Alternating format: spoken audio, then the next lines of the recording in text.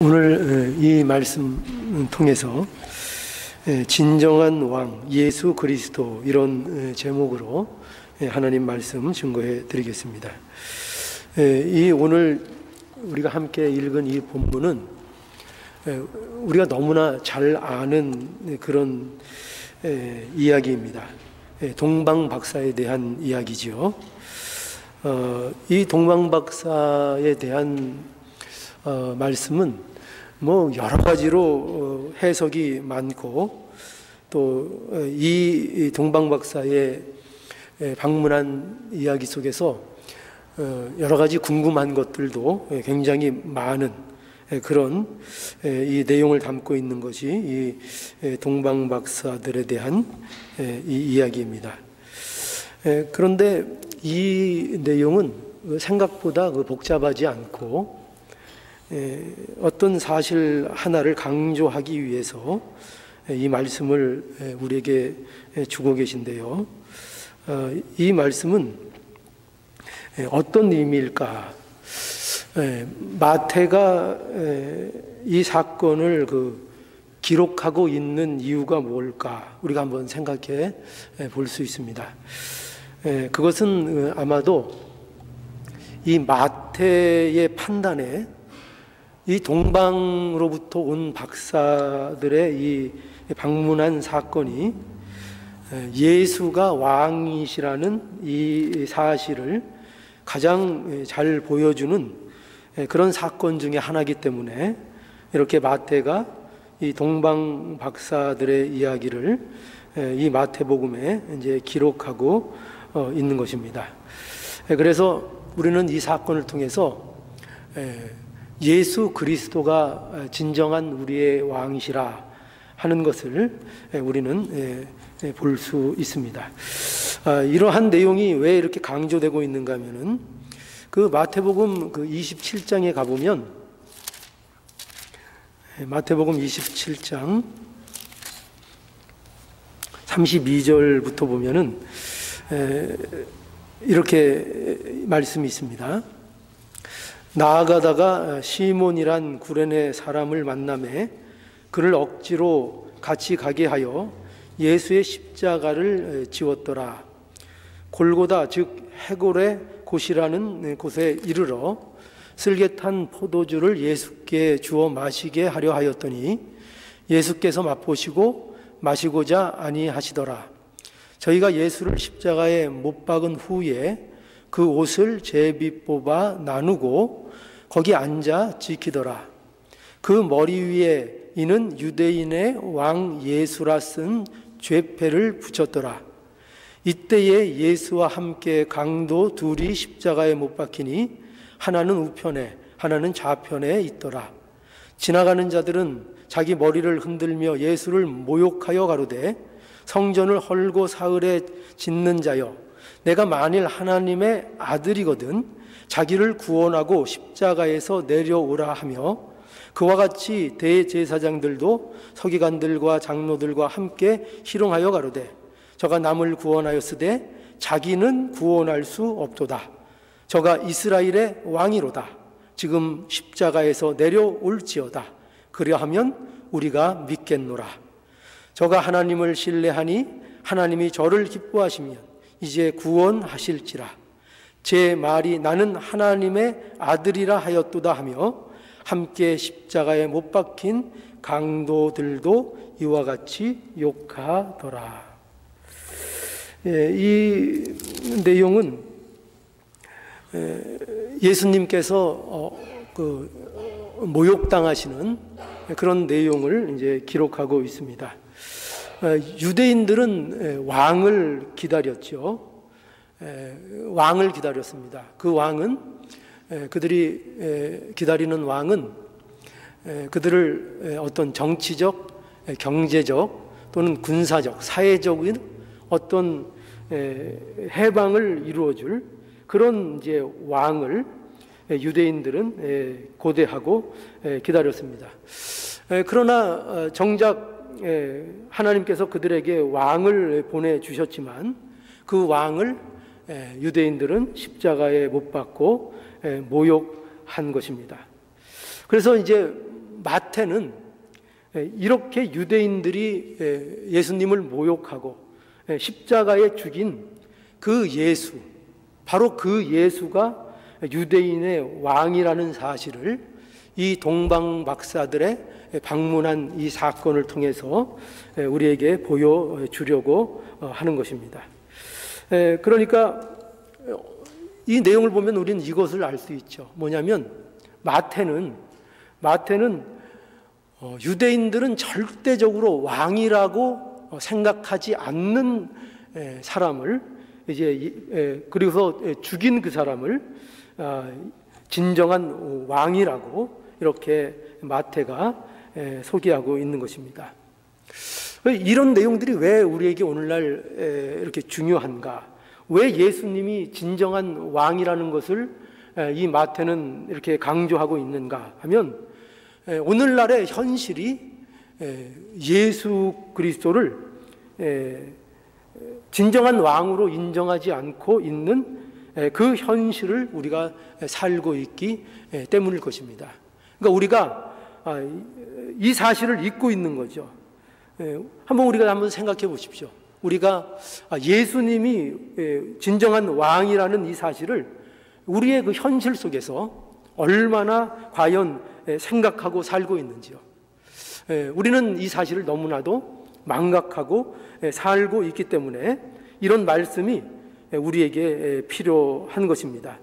그러니까 우리의 현실은 예수 그리스도를 왕으로 인정하고 사는 인생이 아니라, 어떻게 보면은 우리 모두가 현실 속에서는 세상을 왕으로 섬기고 세상의 모든 어떤 과학이나 문명이나 어떤 정치 체제나 이런 것들을 나름대로 자기의 왕으로 삼고 그 세상을 의지하고 사는 것이 오늘날 현실의 모습인 것을 우리는 알아야 되겠습니다.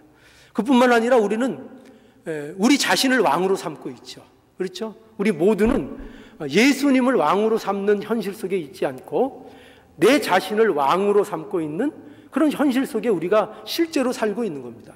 그러니까 예수를 믿는다고 하지만, 하나님을 믿는다고 하지만 우리의 왕은 예수가 아니고 우리 자신일 때가 너무나 많다는 것입니다. 그래서 내 생각대로, 내 고집대로, 또 내 방법대로 이 세상을 살아가는 이 현실이 우리의 현실이라는 거죠. 그래서 교회를 나와도 마찬가지라는 거예요. 교회에 나와서 주님을 왕으로 대접해드리는 것이 아니라 교회에 나와서도 자기를 전부 다 왕을 삼고 있다는 거예요. 그게 우리의 현실이라는 거예요. 그래서 신앙생활을 하는데도 말씀을 따라하지 않아요. 말씀을 따라하지 않고 자기 생각대로 신앙생활을 하죠. 자기 고집대로 신앙생활을 하는 겁니다. 그러니까 이 오늘 말씀을 통해서 이 사실을 우리는 분명히 기억해야 될 겁니다. 뭐냐면 세상이 우리의 왕이 아니라는 겁니다. 이 세상은 아무리 이 세상이 좋은 것 같고 모든 것을 우리에게 줄 것 같고 우리의 어려운 일들을 다 이렇게 해결해 주는 그런 힘이 있는 것 같이 이 세상이 보일지라도 그 세상은 우리의 왕이라고요? 우리의 왕이 결코 될 수 없는 것이라고 말씀하고 있고요. 그리고 우리 자신도 우리의 왕이 아니라는 것. 그래서 예수 그리스도만이 우리의 진정한 왕이라는 것. 이 사실을 꼭 기억하기를 이제 원하는 것입니다. 여러분, 그래서 오늘 이 말씀을 통해서 저와 여러분들이 예수를 왕으로 섬기고 정말 우리의 현실 속에서 예수를 왕으로 삼고 사는 그 복됨이 우리에게 있기를 바라는 겁니다. 그러니까 이 말씀이 우리에게 그래서 주어지는 거예요. 이 말씀을 통해서 지금 우리의 현실은 어디에 있느냐? 과연 누구를 왕으로 삼고 있느냐? 너희들의 왕은 누구냐? 그걸 확인하고 진정으로 예수 그리스도를 왕으로 삼는 그 현실이 우리의 현실인 그 삶을 살기를, 그 복된 인생이 되기를 이제 바라는 그런 말씀입니다. 자, 그래서 오늘 이 말씀을 보면은 여기에서 우리는 어떤 사실을 알 수 있는가 하면은 결국 세상에는 두 종류의 왕이 있다는 것을 우리에게 보여주고 있습니다. 우리 한번 1절과 2절을 한번 읽어볼까요? 자, 1절과 2절을 우리 함께 보시겠습니다. 헤롯 왕 때에 예수께서 유대 베들레헴에 나심에 동방으로부터 박사들이 예루살렘에 이르러 말하되 유대인으로 왕으로 나신 이가 어디에 계시뇨? 우리가 동방에서 그의 별을 보고 그에게 경배하러 왔노라. 이렇게 1절과 2절에 기록되어 있습니다. 여기에 보면은 누가 등장하죠? 왕이 등장을 하죠. 어떤 왕이 등장합니까? 여기 헤롯 왕이 등장을 하고 있습니다. 그러니까 이 헤롯 왕은 왜 여기에 등장하는가 하면요, 이 헤롯 왕을 통해서 세상 왕을 우리에게 보여주고 있는 겁니다. 누구의 반대가 되는 개념이죠? 예, 진정한 왕의 반대가 되는 개념이죠. 그런 입장에서 바로 헤롯 왕이 여기 등장을 하는 것입니다. 그래서 이 본문에 나오는 이 헤롯 왕은요, 세상을 상징하기도 하고요, 또 세상 사람들이 보는 어떤 자기가 섬기는 왕의 모습일 수도 있습니다. 그래서 이런 이런 왕이 세상에는 있다는 거죠. 헤롯은 어떤 왕인가 하면은요, 이 헤롯은 굉장히 폭군인 왕이었습니다.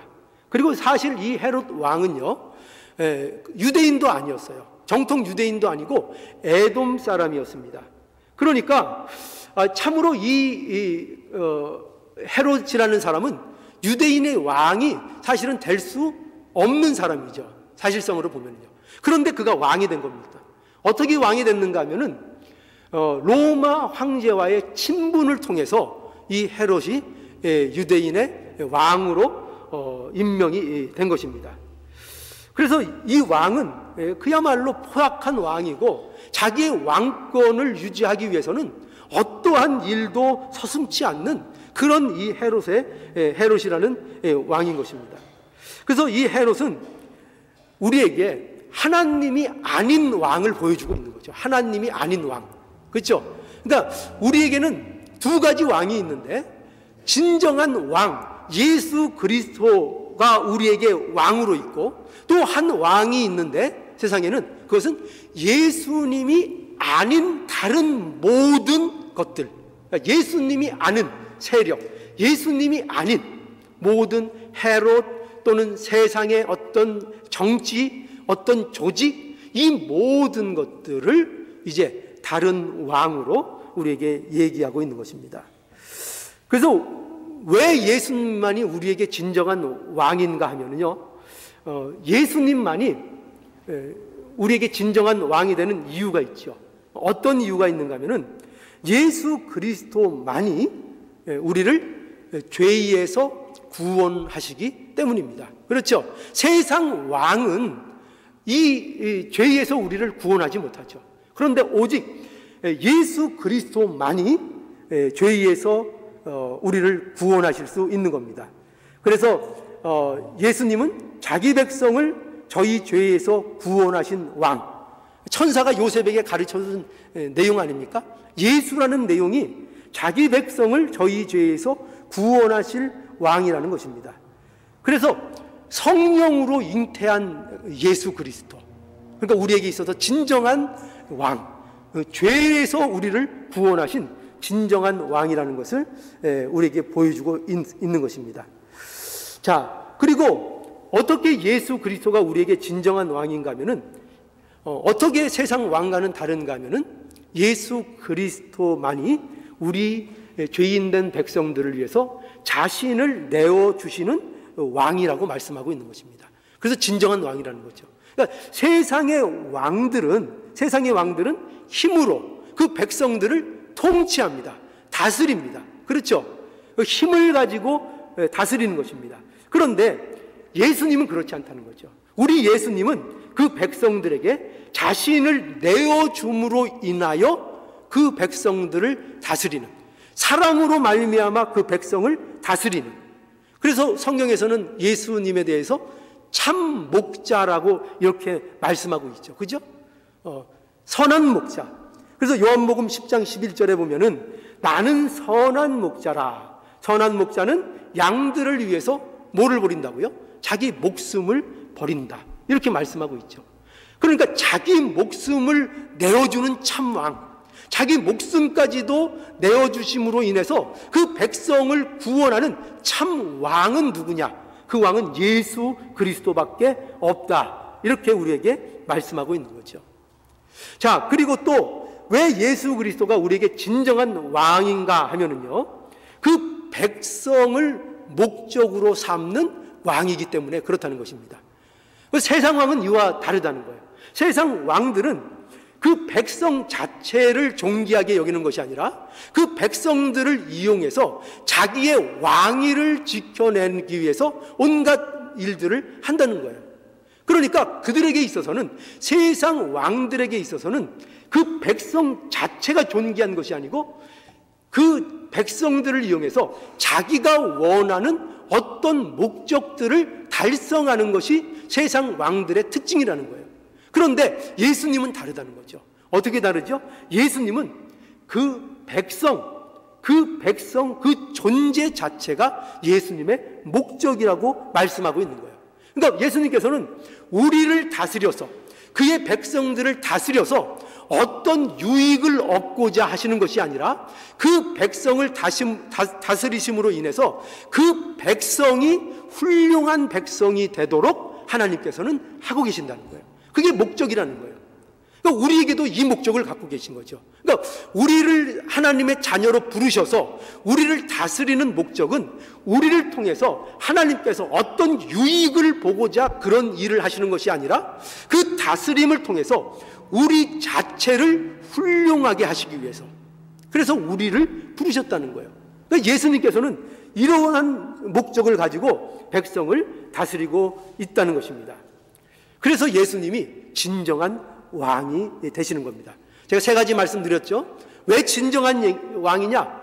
세상 왕과는 어떻게 예수 그리스도가 다르신 왕이냐 할 때 첫 번째는 뭐라고요?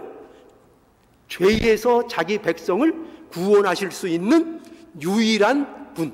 그렇기 때문에 예수님이 참 왕이시고, 그리고 예수님께서는 자기 자신을 내어주심으로 그 백성을 구원하시는, 자기 모든 것을 내어주시는 왕이므로 우리에게 진정한 왕이시고, 또 세 번째로는 그 백성 자체가 목적인, 그 백성 자체를 존귀하기 위한 왕으로서 우리에게 계신 진정한 왕이라는 것을 우리에게 말씀하고 있는 겁니다.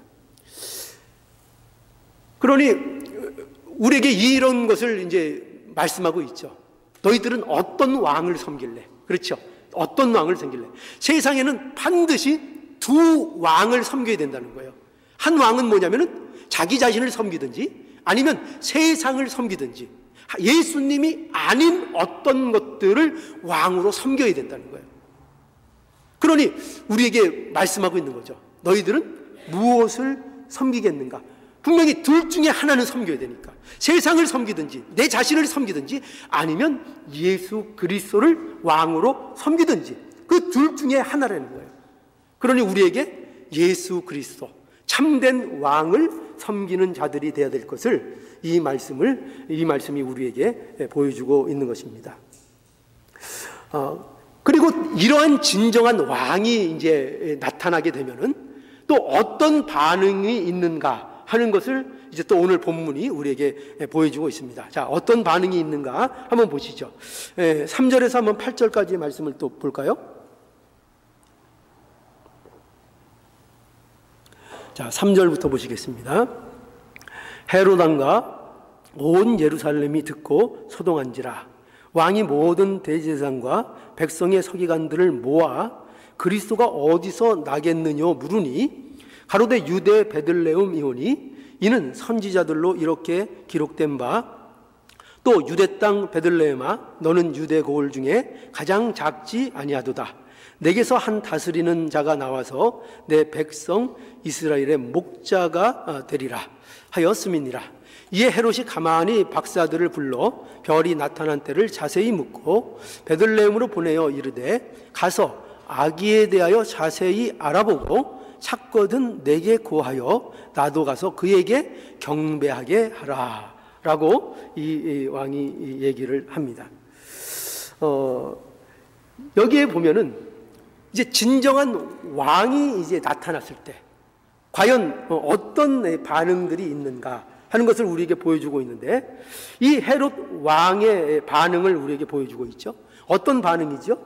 여기에 보면은 3절에 온 헤롯 왕과 온 예루살렘이 듣고 소동한지라 이렇게 얘기하고 있습니다. 문제가 일어났죠. 소동이 일어난 겁니다. 그러니까 왕이 나셨다는 이 소식에 기쁨이 있는 게 아니고, 어떤 좋은 반응이 있는 것이 아니고 여기 소동이 일어났다. 그러니까 이 왕은 굉장히 당황을 하고 있는 거죠. 그리고 어떻게 보면은 근심을 하고 있는지도 모르겠습니다. 왜냐하면은 자기가 이 유대의 왕인데, 그런데 왕이 나셨다는 이 소식을 듣고 있는 겁니다. 그래서 여러분, 이러한 헤롯의 반응을 통해서 우리가 알 수 있는 건 뭐냐면, 예수님, 진정한 왕이 나타났을 때 여기에 대적하는 이러한 반응이 있다는 것입니다. 그뿐만 아니라 여기 또 대제사장들과 서기관들도 그런 이제 모습을 보이는 거죠. 그런데 여기에 보면은 이 헤롯 왕과 또 대제사장과 서기관들이 서로 협력해서 어떻게 보면은 예수님을 죽이려는 그런 의도를 보이는 것을 우리는 여기에서 볼 수 있는 겁니다. 그러니까 여기에서 굉장히 재밌는 현상을 보게 되는 거죠. 뭐냐면 세상은 예수님을 적대하고 예수님을 핍박하는 데 있어서는 세상이 힘을 모은다는 것입니다. 그 일에 대해서는요.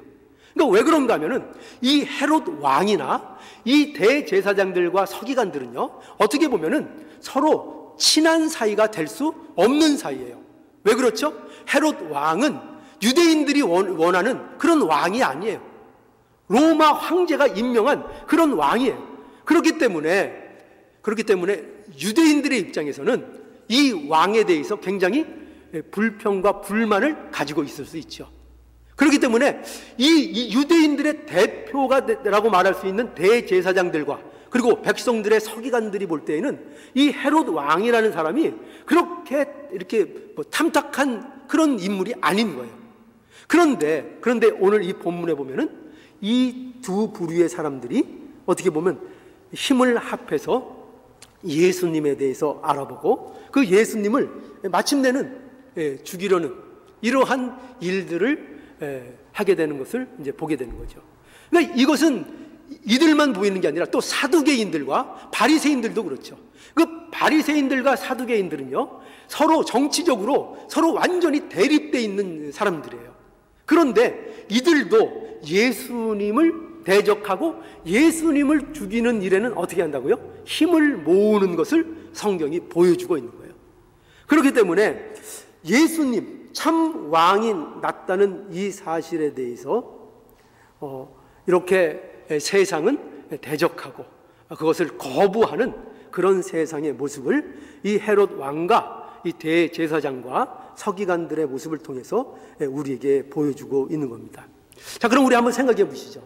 왜 이렇게 이들이 예수님을 거부하는 걸까요? 왜 그렇죠? 왜 이들이 거부하는 걸까요? 그것은 이 예수, 새로운 왕이 나타나면 자신들의 위치와 자신들의 자리가 위태해지기 때문인 것입니다. 그렇기 때문에 이 대제사장들과 서기관들도 세상 왕편에 서게 되는 것입니다.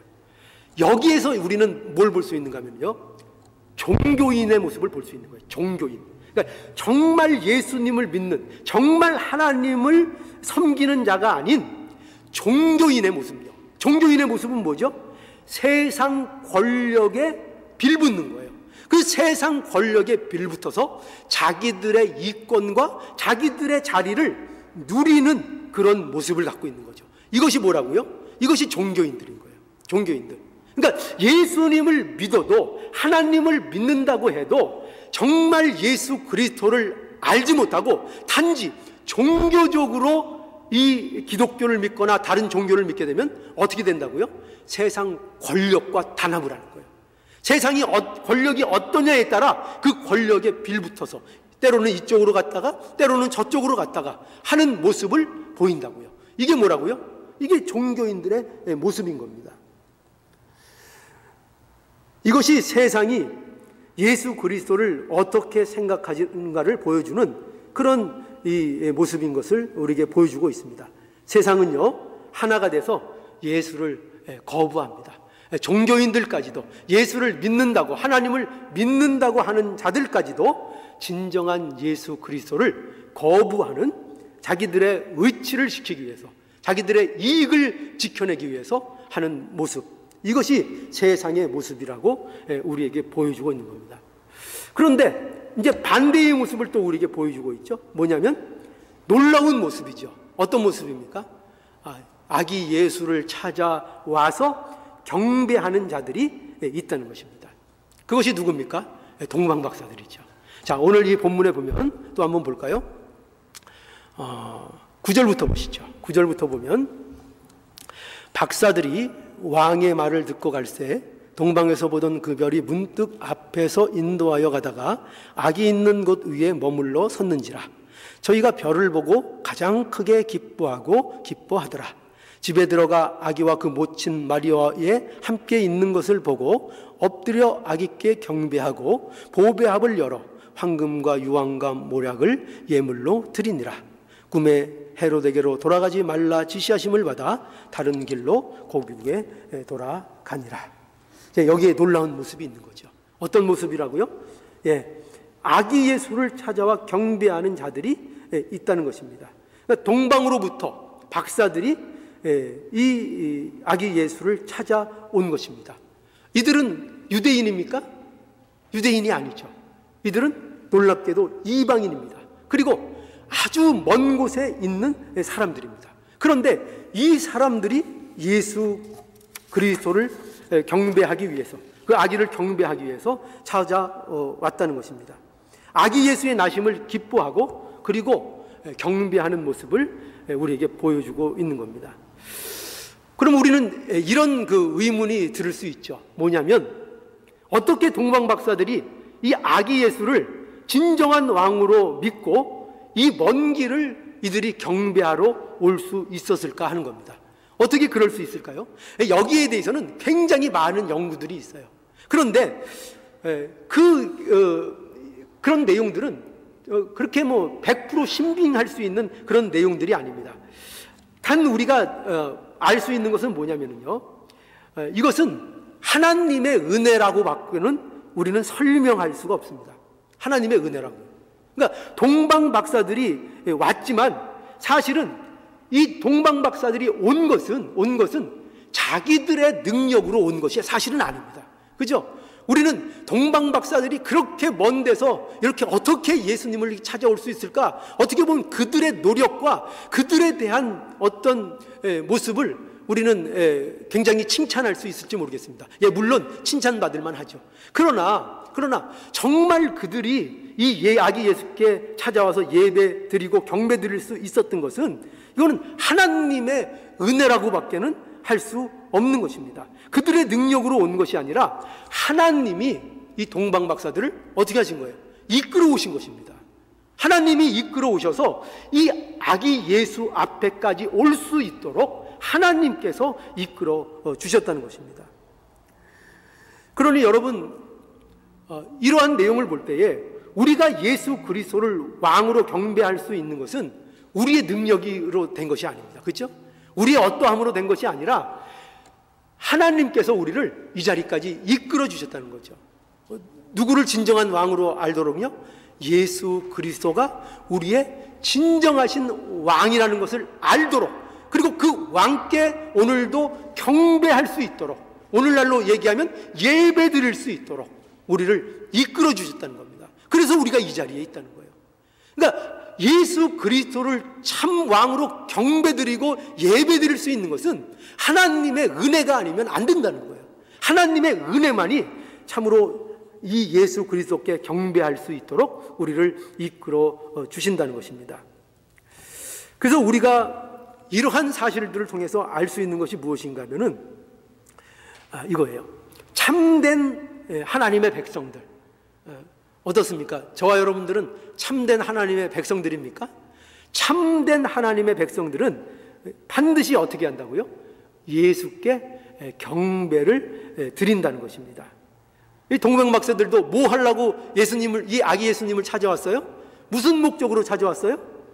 경배 드리려고. 2절에 나타나 있잖아요. 동방박사가 예루살렘에 이르러 한 말이 뭔가면은 이거죠. 경배하러 왔다. 이 아기 예수, 유대인의 왕이 어디 계시냐? 우리가 동방에서 그 별을 보고 그에게 경배하러 왔다. 그리고 실제로 이 아기 예수를 만나서 그 아기 예수께 경배를 드리고 또 보배합을 열어서 황금과 유황과 모략을 예물로 드린 것을 우리가 볼 수 있습니다. 그러니까 이렇게 예배를 드리고 예수께 경배할 수 있는 것, 이것이 참된 백성의 증거라는 것을 우리에게 보여주고 있는 거죠. 그런데 세상은 어떨까요? 세상은 이것을 이해하지 못하죠. 우리의 경배 드리는 것을 이해하지 못하죠. 그래서 세상이 볼 때에는 굉장히 이것이 왕에 대한 이야기 같지가 않은 겁니다. 그렇죠? 여기에 이 예수님이 나신 이 현장에 그렇게 세상에 유력한 사람들, 세상에 많은 사람들, 또 유명한 사람들이 예수님을 경배하러 찾아온 것이 아니라는 거예요. 그렇죠? 그 몇 없다는 거예요. 동방박사 그 몇이 이 예수님을 찾아온 것이 어떻게 보면 전부라고 얘기할 수 있는 겁니다. 그러니까 참 왕이신 참 왕이신 예수 그리스도께 경배드리는 어떻게 보면 이 현장이 굉장히 초라해서, 그죠? 굉장히 초라하죠. 그러니 왕의 나신 것으로 보이지 않을 거라는 것입니다. 왕의 탄생이 이런가 이렇게 생각할 수 있을 거라는 것입니다. 그런데 그럼에도 불구하고 예수 그리스도를 믿는 자들은, 즉 하나님의 은혜를 입은 자들은 이 경배를 드리는 일에 참여하게 되고 이 경배를 드리는 이 일에 큰 기쁨을 누리게 된다는 것을 우리에게 말씀하고 있는 것입니다.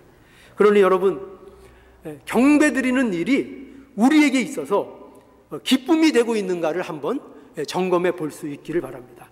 오늘 이렇게 나와서 하나님 앞에 우리도 경배를 드리고 있는 것입니다. 예수 그리스도를 왕으로서 우리가 경배하는 그 자리에 있는 것입니다. 어떠십니까? 이것이 우리에게 큰 기쁨이 되고 있습니까? 큰 기쁨이 되어야 한다는 것입니다. 이것이 참된 하나님의 백성의 모습이라는 거죠.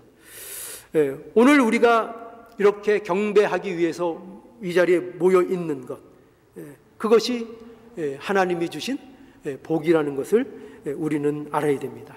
예배를 드린다는 그 자체가 우리에게 큰 기쁨이라는 것을 우리는 분명히 알아야 합니다. 어때요? 오늘 교회에 오실 때 큰 기쁨으로 여러분 오셨습니까?